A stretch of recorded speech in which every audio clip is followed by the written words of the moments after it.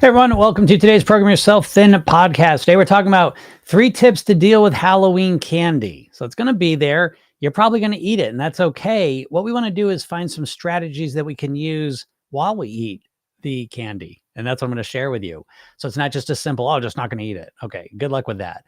So the first step is to look at the ingredients. So, it's funny with candy because you want to talk about hypnosis and experiencing it. There's 2 ways to think about candy, and the way we primarily think about it is through a hypnotic trance, where we think of it as how it tastes, the experience of it, the wrapping and marketing of it, how it was when we were a child, eating this candy perhaps. And so we tend to think of it as the marketing. And the other way to think about it, though, that we rarely think about is what's actually in it. And so if you start reading the ingredients of something, it very quickly will break the trance in some ways, where you go from just thinking about the fun of it, the marketing of it, the emotions of it, to the actual ingredients that are inside of it and what you're actually putting into your body. And it can be a very sobering experience. So that's the first thing I'll suggest is eat as much candy as you want, but make sure you read the ingredients. Think about, reflect a little bit on what you're actually putting in your body, and then eat it. Now, the second step is how you're actually eating the candy. And so instead of just eating the candy mindlessly and popping in your mouth and just eating a bunch of it, start to eat the candy like a gourmet. All right. So really pay attention to the wrapper, the container, how it looks, the shape of it, the smell of it. Appreciate all the little subtle details of it. When you put it in your mouth, really taste it. Really, really taste it. How does it feel in your tongue? How does it taste? How does it smell? All of these things. How does it feel when you swallow it? How does it feel to eat it? And a lot of times when you do this with candy, especially Halloween candy, because Halloween candy typically is not very high quality at all. It's usually full with a bunch of bullshit, to be honest. And so when you eat it and pay attention to it, a lot of times you're going to realize this is not a very high quality food I'm putting into my body. And again, just like before, we could think about candy in terms of the marketing or the ingredients. It's the same thing here. We can kind of think about candy and eat it real quick. And again, it's wrapped up in the commercials we've seen, our experiences from the past, how we think it tastes versus how it actually tastes. What are we actually eating here? And a lot of times when you start to eat it more mindfully, you realize this is not as enjoyable as I thought it was. Okay, so that's the second step. And the third step's a real simple one. And this is to drink more water. Okay, because as you eat more candy, you're eating more sugar and you start to get thirstier and it starts to dehydrate you a bit. So make sure that you're drinking a lot of water because it's going to support you in kind of getting back on track a bit. It's something that you can do, drinking water that is positive and healthy, even while you're eating candy. And again, a lot of times it's going to help you digest it and get through the candy phase a little bit quicker. And the final piece of drinking more water is it helps you think more clearly. Okay. The water consumption, your hydration levels absolutely impact how you function cognitively. And so the more clear and vibrant you are cognitively, the easier it is to do the first 2 steps and have them be more impactful. So I hope this helps you out. And I hope you enjoy the candy. Again, it's not about not being able to eat candy. It's about learning how to eat it differently. And these 2 steps that I shared with you, plus the water one, will really help you to do that so that eventually you'll find that you just naturally and automatically consume less candy, just on your own. And that's the sweet spot to be. So I hope this all helps you out. If you want to go deeper into this process in a way that's going to really help you as well and support everything we just talked about, is click the link in my bio or go to programyourselfthin.com. Get the free hypnosis session I gave you. Listening to that while, somewhere in the vicinity of eating candy, it will become a different experience for you. I can almost guarantee. And that's free for you. And there's also a video I made for you. And I email you things that are useful and valuable every single day, all for free. So go check those out. So if anyone has any questions, feel free to ask them. And here we are, Halloween. So, hey, Jen, how's it going? Yeah, happy Halloween. I hope people got, I don't know, what do people do on Halloween? I'm in that weird transition phase where I've had kids that I always took out with their costumes and stuff. And now last year was like the first year I didn't go out with them. And this was kind of the second year. So it's funny. It's funny what a difference it is. But yeah, I guess it depends on everyone's situation. Didn't stop me from getting to the candy. It is funny. I think it was you, Jen, that said that, like, just get the candy like a day before Halloween. Good strategy for sure. I did that. I think I got the candy on Monday. But I've gotten into it a bit. I'm okay with it. Again, I eat it somewhat moderately, but it's just so funny, that whole thing. Let's see something here.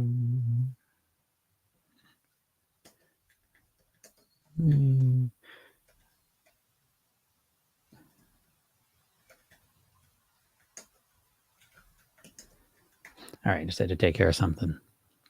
All right. Unknown says thoughts on a water fast. Boy, I've been getting this a lot lately. Is this the new thing they're pushing out there? Is this the new influencer strategy? Water fasting for weight loss seems like one of the dumbest things you can do, unless you love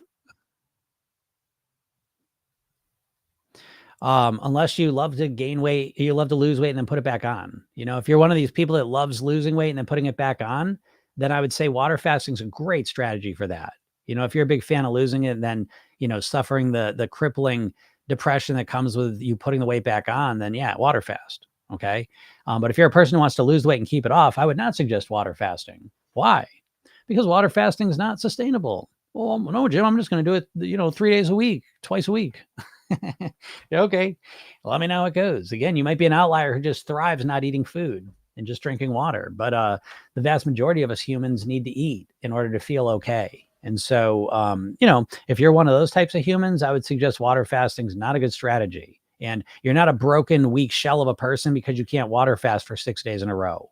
Is another message I want to share with all of you dieters, that water fasting is goofy. And it's a goofy strategy because people are dieters and they just want to lose weight as quick as possible. And they don't pay attention to what they're doing. They just want to lose the weight. And they never consider how long they're going to be able to do it for. How long are you going to fucking water fast? Oh, no, I'm just going to, yeah, what are you going to do? Let me know how it goes. So I don't mean to pick on you, but it's what do you think is going to happen? Water fast for a month, lose 30 pounds. And then what happens the second month? You have to eat at some point, right? What happens the second month when you start eating, do you think? What do you think? And not only do you put weight on, by the way, but you've really programmed your mind and body in a very negative way, because I've said this the other day. It's like, go study the Dutch famine study. Okay. Go look that up. Go look up the Dutch famine study and then think about how when there's a famine, people literally pass on obesity genes to the next generation, because when you're in a famine, you tweak all those kind of hunger signaling genes that you got so that you're never satisfied. You're never full because you're always scared there's gonna be a famine. So you're constantly trying to stuff yourself full of calories because you never know when they're all going to disappear. And so doing the water fast, to me, I mean, what's starvation mode? It's not a starvation mode thing you're triggering it in the way you think of it. It's starvation mode in the sense that you get really anxious about food moving on. Maybe you're not like that, but I've seen the vast majority of people that water fast end up on the other side of it with all sorts of food issues. So not a fan. If you're water fasting for some other reason, knock yourself out. But to master your weight, it just seems silly to me. But what do I know? Let me see. And I want everyone to know, I've been talking about that candy sugar hypnosis session I got. I'm this close to having it finished. I have the session finished, but I have to put it up on a page. And so I will have that. Make sure you get on my list now. So if you're not on my list, go get on there, because I'm going to send that right after I finish up here. I'm going to be sending that out right after. So go get on there and you'll get that free session. And it'll help you with the candy as well. I should have mentioned that at the beginning there when I was talking about things, but I didn't. And so I'm letting you all know that if you want some support, there it is. Queen Victoria, I'm already a client and joined the PYT club. All right. I like the clarity. Yeah. Super. Awesome job. Awesome job. And I got, and I know I've been talking about this and I've been delaying it. But I do also have the PYT Thrive program. I should have that tomorrow all finished up, ready to go. So that's just one more option. Again, understand when you get program yourself, then you get lifetime access to it. But this is just one more thing. And anyways, I'll send you information, but great job taking action. Excited to see you in the club. MB, why do we self-sabotage after significant weight loss? Well, that's a great question. And I think there's two big reasons that I usually identify. The first one, and the most prevalent one, being that you're never really focused on maintaining your weight.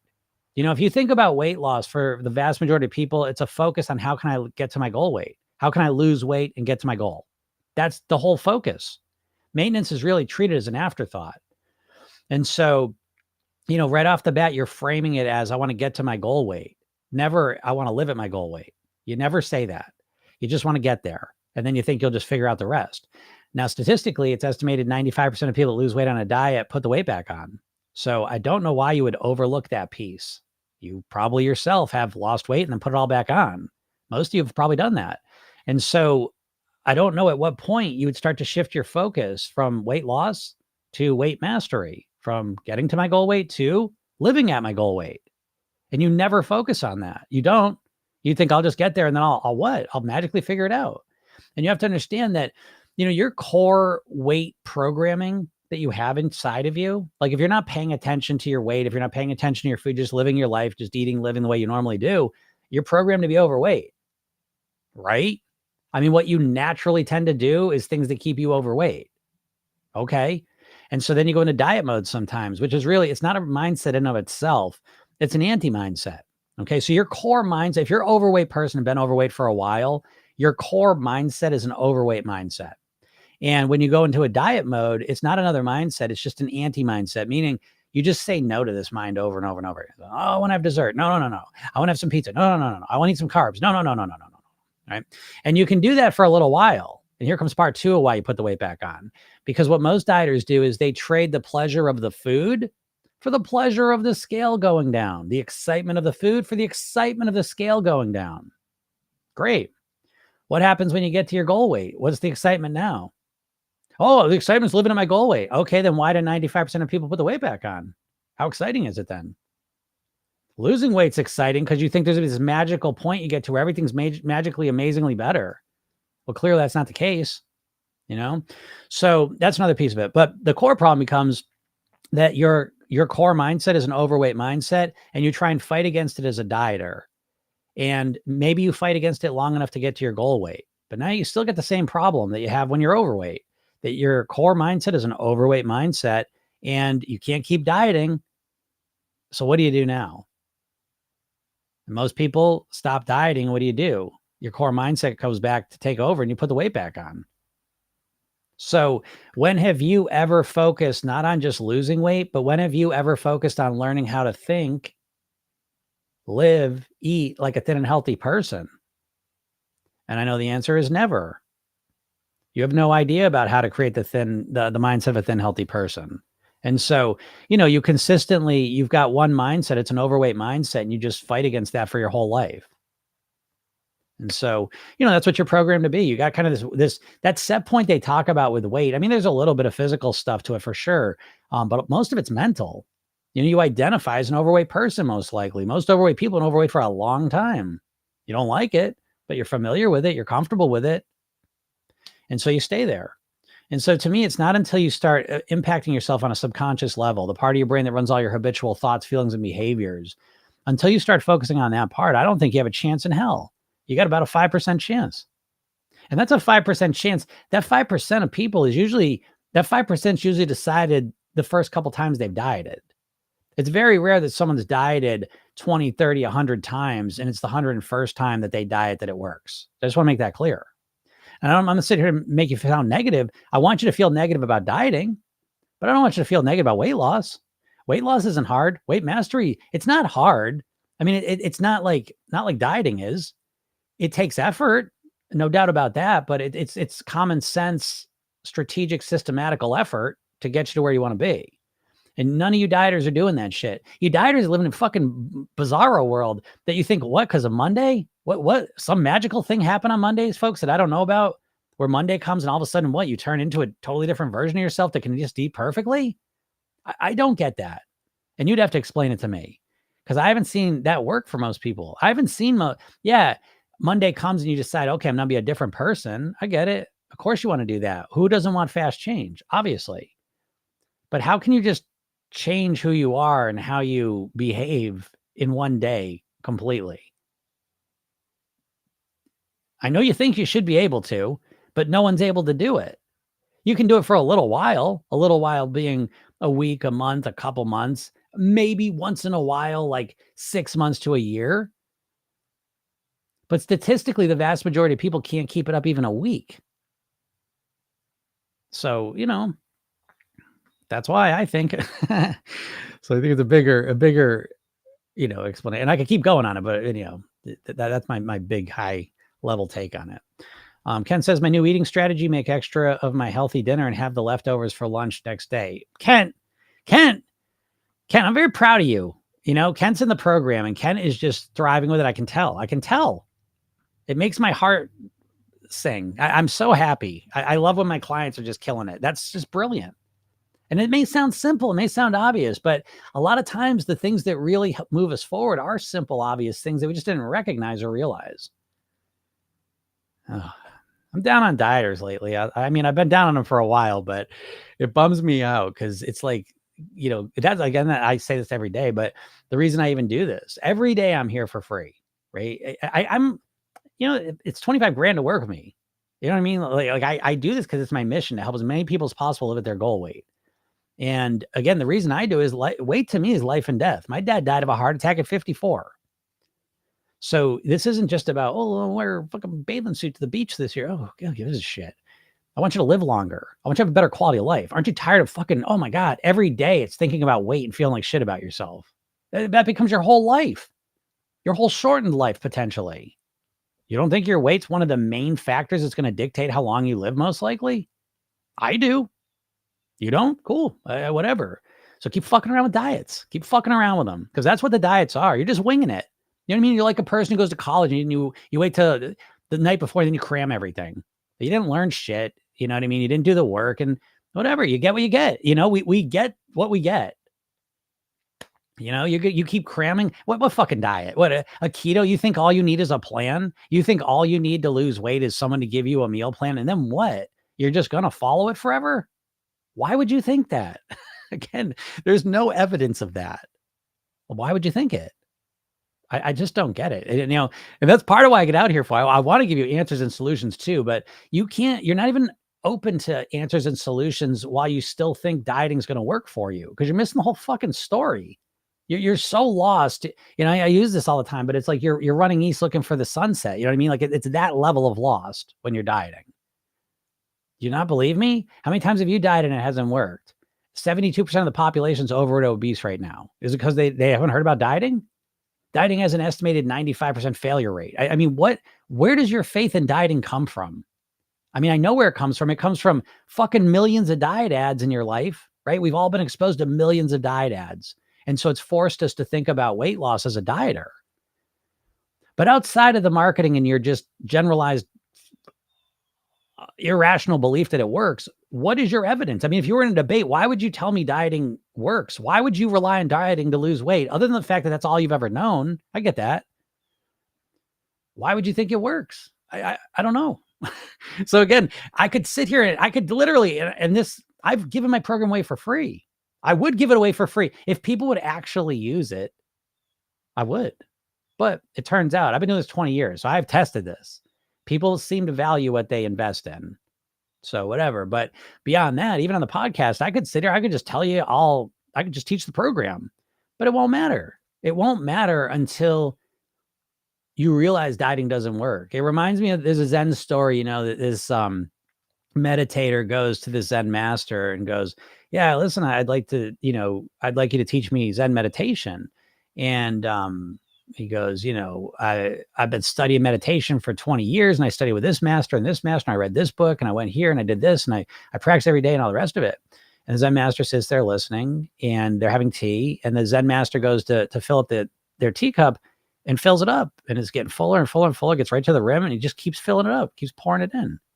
And the student goes, hey, whoa, what are you doing? And he goes, you're just like this teacup. I can't put any information in you because you're already overfilling with knowledge. So that's what it's like with the weight loss and the dieting. As long as you think dieting is the answer, there's no room for new ways to master your weight. So the first thing you got to do is flush the dieting bullshit out of your brain or defend it. Let's do it. Come on. Hit me with a defense. Because I did it. My hunger was out of control when I went off. I did it for, not sure what that was, but I think I might have missed a part of your comment there, Rebecca, because I'm not sure what that comment's saying. Manu says, I gained over 10 kilograms in the past 5 days from binging. Damn, that's a lot of weight, man. That's a lot of binging. It's crazy how fast we can put weight. Some people put weight on so fast and they start binging. That is a lot. That's been a lot of binging. I hope you're okay. Whatever triggered all that, I hope you're able to calm down and relax a bit. Lily says, this is so real. I stopped focusing on dieting and focusing on mindset shift, calorie deficit. Most importantly, that I'll be doing this the rest of my life, and that's okay. Yes, Lily. Yes, that's exactly it. That time frame piece is, I think it's the most crucial piece, personally. I think fundamentally, the time frame that dieters think in days, weeks, and months. Weight masters think in years, decades, and forever. And why not? You dieters freak out when you think about doing this forever because you hate dieting, but on the other hand, don't you want to weigh your goal weight forever? So if you have this subconscious reaction to, dieting for a long time, or the subconscious reaction to, oh, I got to control my weight forever. Oh, I don't want to do that. What, what are you talking about? Don't you want to be thin and healthy for your whole life? So right on the money, Lily. Great job. That helps. Jody says, Jim, I wonder how Jonathan's doing. Yeah, me too. I wonder that too. So Tina says, I love this program, so much to learn at my own pace. Yes, Santina, I appreciate you saying that. Yeah. And that's what it's there for. I know there's a lot of information in the program. I'll be the first to admit that. Again, they're talking about, they're the mastery program. So again, starting today, there is the hypnosis, just the hypnosis, and the mastery is kind of an add-on if you want to do that, because I realize some people don't want to do that. That's fine. Okay. So she's the mastery program. The mastery program, there's a lot of information. Like literally, I've been doing this for 30 years. I've been doing it personally, and 20 years professionally. I mean, there's a lot, but I structure it to the most important pieces. It's not, but the bonus section, there's a lot of stuff. So the good news is you get lifetime access to it. There's no rush. You take it at your own pace. So I love hearing that, Santina. That's great. D said, after you finish the 8 weeks, is it best to start again or listen to the hypnosis library? D, I would suggest starting again, and or there will be a Thrive program available when you finish the 8 weeks, because it's going to start tomorrow. But that's just another option you have, if you want to continue in it. And what that includes is, like how you're getting the weekly and the daily sessions through the program, that continues, but it's all new lessons. So again, it depends. If you want to cycle through the same thing again and kind of really reinforce it deeper, you have that option. And if the Thrive program will be, you'll see what that is all about when you get to the end of the 8 weeks, but that's another option you have. So it's up to you. And the hypnosis library, I would suggest you can use the hypnosis library right now as kind of like a supplement to everything else you're doing, if you got the time and energy to it. And if you don't, again, we get to 8 weeks, then you go through the hypnosis library. So there's really no right way to do that. There's kind of just like whatever way works for you is what I would say, would be the way I would approach it. So. All right. When we get out of here, I got a lot of stuff I got to do today. I'm going to get that session to you all. So if you're not on my email list, use this opportunity right now. Go over there. It'll take you a minute, get on there, and I will send you the hypnosis session that I made for you. It's called Candy is Sugar. And again, it's a powerful session, I believe, that will help you consume less candy in a comfortable way, I think. So anyways, keep your eye on that. It'll be in your inbox. If you like this stuff here, I'm here live every day, usually Monday through Friday, usually around noon Eastern. And if you can't make it, I put it up as a podcast. Program yourself then on all the major podcast platforms. You can find it there. And other than that, have a nice Halloween. Enjoy yourself. And we'll talk soon. Bye.